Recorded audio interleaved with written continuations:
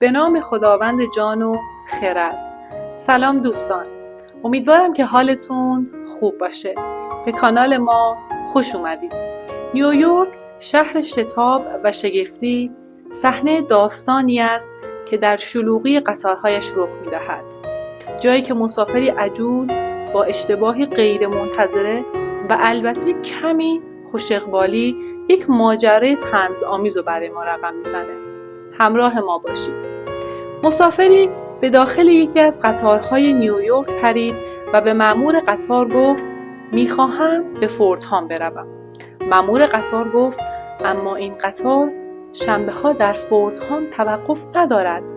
مأمور کمی فکر کرد و گفت تنها کاری که میتوانم برای شما انجام بدهم این است که وقتی در ایستگاه فورتهام سرعت قطار کم شد در را باز کنم و شما به بیرون بپرید.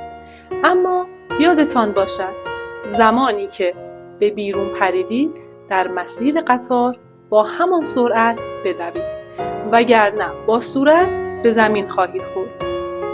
در ایستگاه فورتهام در باز شد و مأمور قطار با ضربه‌ای مسافر را به بیرون راند.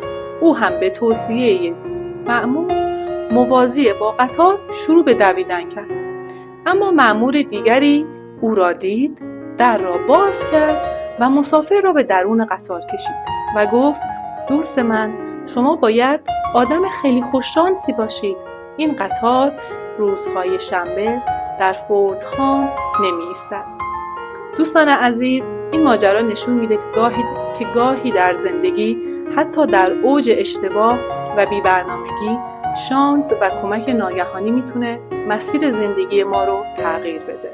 شاید همه چی طبق نقش پیش نره، اما در لحظات غیر منتظره هست که تجربه های به یاد ماندنی رو ما میتونیم تجربه کنیم. امیدوارم که از این داستان لذت برده باشید. ما رو حمایت کنید. حمایت شما به ما انگیزه میده که محتواهای زیباتر و متنوع‌تری رو برای شما انجام بدیم. اوقاتتون بکام. خدا نگهدار.